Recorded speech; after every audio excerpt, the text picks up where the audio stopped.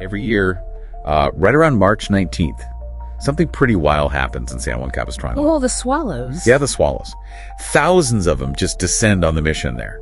And I mean, they've flown thousands of miles, crossing oceans, dodging storms, all just to find the exact nest they left behind. Right, and with absolutely no GPS. No Google Maps, nothing. Just this profound biological orientation. It really is one of nature's best navigation hacks. But, we aren't actually doing a deep dive on ornithology today. No, definitely not. Today we're digging into conchiology. Right. Which I have to admit sounded totally made up to me when I first read it. It does sound a bit out there. But essentially, it's the study of consciousness, but viewed specifically as a navigation system. The whole premise here is that you, the listener, you're the navigator. Right. But unlike the swallows, we've lost our internal GPS. We're flying blind. Exactly. The source material actually describes this state as exile. Like, we aren't navigating anymore, we're just drifting. And it points to two main culprits or realities that distract us. First, you have R1. Okay, let's break these down, because R1 felt very primal to me when I was reading it. It is primal. R1 is just that pure focus on the physical domain. Material survival, brute strength, the whole might makes right mentality. Which works for survival. It does. It's effective, but it's limited. The much bigger trap for modern navigators, though, is R2. And this is where I felt personally attacked. R2 is the world of algorithms, right? Cognitive efficiency, external data. Precisely. Living your life by the notification bar. When you are stuck in R2, you're letting the external world completely dictate your internal state. You aren't actually making decisions. You're processing inputs, letting the noise steer the ship. So if R1 is the body and R2 is the distracted mind, the whole mission of this deep dive is to find R3. The text calls it res intrinsica. Yes. Which sounds like a Harry Potter spell. Yeah. What does it actually mean for you and me in practice? So, roughly translated, it means intrinsic things or internal reality. And it's not a physical place you go to, it's an architectural state of being. Like the home that the swallows are returning to. Exactly. It represents total internal sovereignty. Okay, but here's where I need to push back a little bit. Because it is so easy to just say, find your inner home. But is there an actual mechanism for this, or is it just metaphorical fluff? That is the crucial question, and the theory actually grounds this in biology. It points directly to the 40,000 intrinsic neurons located in the human heart. Wait, hold on. 40,000? Because the brain has billions. 40,000 sounds like a rounding error. How does that compete?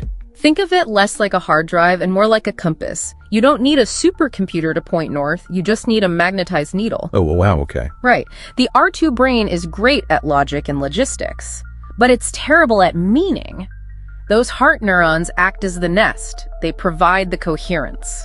Let's apply this then. What does a decision actually look like in R2 versus R3? Great question. Say you're offered a high-paying job in a city you absolutely hate. The R2 brain runs the numbers. Salary's up 20%, cost of living is fine. Logical conclusion is take the job. But then you get that tight knot in your chest. Exactly.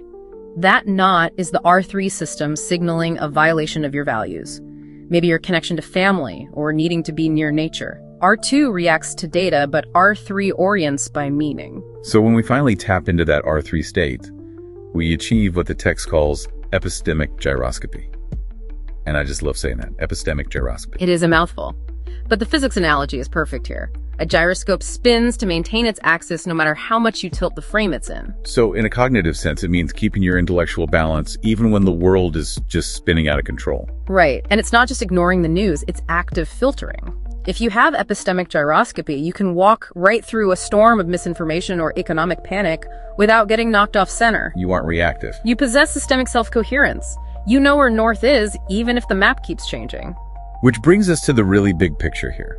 Because this isn't just about me staying calm in traffic.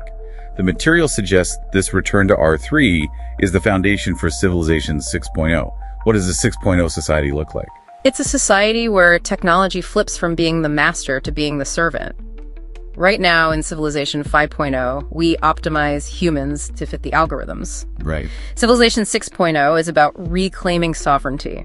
It's an economic and governance model that values human coherence over raw efficiency. Is there a timeline for this, or is it just a someday kind of hope? The material actually pins a symbolic date to it. March 19th, 2026. March 19th, so right back to the swallows. Exactly. Returning to Capistrano, it marks the horizon line, the moment where the navigator decides to stop reacting to the drift of the world and starts flying by their own internal instrumentation. That is such a powerful image. It shifts the responsibility right back to us. We aren't waiting for the world to get quieter. We just have to get steadier. That's it. The nest isn't out there in the cloud. It's in that internal center. So for everyone listening here is the challenge. The next time you feel pulled by all that R2 noise, ask yourself, who is actually steering the ship? Are you reacting or are you navigating? Find your north. And here is something to chew on after you finish listening. If millions of navigators suddenly tune out the noise, what happens to the algorithms that rely on our distraction to survive? That's all the time we have for this deep dive. Navigators, fly safe.